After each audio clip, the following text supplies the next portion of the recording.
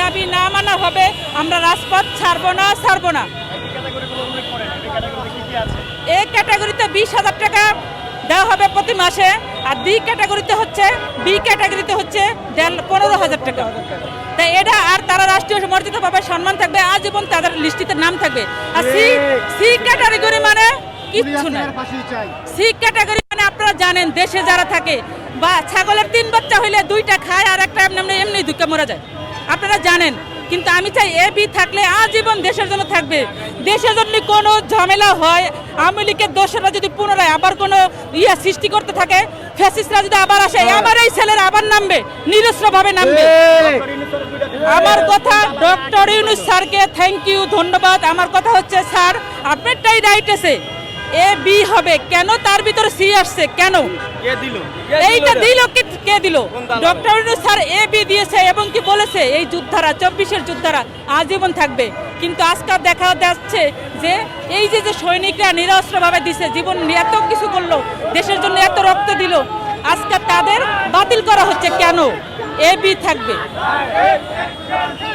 আর আমার ছেলে না থাকুক, আমার ছেলের জীবনের কোনো ঝুঁকি নেই। এখনো পর্যন্ত আমরা কিন্তু আওয়ামী লীগের দোষরা আমাদের নামে মামলা দিয়েছে, আমরা এখনো ভুক্তভোগী। প্রয়োজন হলে আমি মা আবার নামবো, প্রয়োজন হলে আওয়ামী লীগের দোষরে বিদায় করতে আমার ছেলে আরো আবার নামবে, আমার যে ছোট ছেলে আছে আমার ছেলে আবার নামবে। আমি চাই ডক্টর ইউনূস স্যারের কাছে বলি, এ বি আছে থাকবে, সি ক্যাটাগরি ক্যান্সেল করেন। আওয়ামী লীগের দোষরা যদি আবার আসে, আমার নিরস্ত্র ছেলেরা, আমার নিরস্ত্র ভাই বোনেরা প্রত্যেকে আবার নামবে আওয়ামী লীগের দোষরে বিদায় করতে, বিতাড়িত করতে এই দেশের থেকে। কারণ আওয়ামী লীগের এই দোষররা, আওয়ামী লীগের এই বিচ্ছু বাহিনী আমার ছেলের বুকে গুলি চালাইছে, আমার ছেলের শরীরে গুলি লাগাইছে, আমার ছেলেরা ঘরে থাকতে দেয় নাই। আমি চাই আওয়ামী লীগের দোষর যদি নামে, প্রত্যেকটা আহত ছেলে ভাই বোন তোমরা রাস্তায় আবার নামো, তোমরা সতর্ক হয়ে যাও। আওয়ামী লীগের দোষর দেশে থাকবে না ইনশাল্লাহ।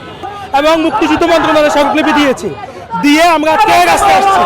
সকাল 9টা থেকে আমরা শান্তিপূর্ণ অবস্থান করেছি, রাস্তা ব্লক করি নাই। আমরা মূলত 3টে দাবি নিয়ে আজকে আসছি। সেটা হলো, আহতদের মধ্যে যে ক্যাটাগরি করা হচ্ছে, এটাতে একটা বৈষম্য করা হয়েছে। এমন অনেক শিক্ষার্থী আছে যাদের হাত ইন্টারনালি শেষ হয়ে গেছে, তাদেরকে সি ক্যাটাগরি করে বৈষম্যের শিকার করা হয়েছে, তাদেরকে রাষ্ট্রীয় সহায়তার আওতায় আনা হয় না। সেজন্য আমরা বলেছি ক্যাটাগরি করা হবে 2টা। একটা হলো এই ক্যাটাগরির আওতায় থাকবে যারা শারীরিকভাবে অক্ষম হয়ে গেছে, পঙ্গুত্ব বরণ করেছে, স্বাভাবিক কর্মজীবনে যারা ফিরতে পারবে না, তারা ক্যাটাগরি এতে থাকবে। আর যারা স্বাভাবিক কর্মজীবনে ফিরতে পারবে, কিছুটা সুস্থ হয়েছে, 5 বছর পরে সুস্থ হবে, এই টাইপ জায়গা তাদেরকে ক্যাটাগরি বি রেখে ক্যাটাগরি বি করতে হবে। এবং তাদেরকেও রাষ্ট্রীয় সহায়তার আওতায় আনতে হবে, এককালীন সহায়তা করা হবে, প্লাস মাসিক 15,000 টাকা ভাতার আওতায় আনতে হবে। এটা প্রধান উপদেষ্টা নিজেই ঘোষণা দিয়েছে। দ্বিতীয় যে দাবিটা আমরা করেছি, সেটা হচ্ছে আহত এবং শহীদ পরিবারের নিরাপত্তা নিশ্চিতের জন্য একটা সুরক্ষা আইন করতে হবে। এই আইনের মাধ্যমে শহীদ পরিবার এবং আহত যারা আছে তাদেরকে হয়রানি করা, হুমকি ধামকি এবং অন্যান্য রাজনৈতিক হয়রানি থেকে মুক্তি দেওয়ার জন্য এই সুরক্ষা আইন করতে হবে। তৃতীয় যে দাবিটা আমরা করেছি, সেটা হচ্ছে প্রান্তিক পর্যায়ে যারা আহত আছে, শহরে যারা আহত আছে, তাদেরকে সেবার আওতায় আনার জন্য এবং বিভিন্ন হয়রানি থেকে মুক্তি দেওয়ার জন্য একটা টোল ফ্রি হটলাইন চালু করতে হবে, যেটার মাধ্যমে সেই পরিবারী থেকে, প্রত্যন্ত অঞ্চল থেকে যে ছেলেটা ঢাকায় এসে আহত হয়েছে, পঙ্গুত্ব বরণ করেছে, তাকে যেন রাষ্ট্র সহযোগিতা করতে পারে। সেজন্য সে কোনো বিপদে পড়লে, কোনো হয়রানির শিকার হলে যে হটলাইন নাম্বার থাকবে, সেখানে সে যোগাযোগ করবে, সরকার তার সাথে তাৎক্ষণিকভাবে তাকে সহযোগিতা করবে। এই 3টে বেসিক দাবি নিয়ে আমরা এখানে আসছি, আর কোনো কিছু না।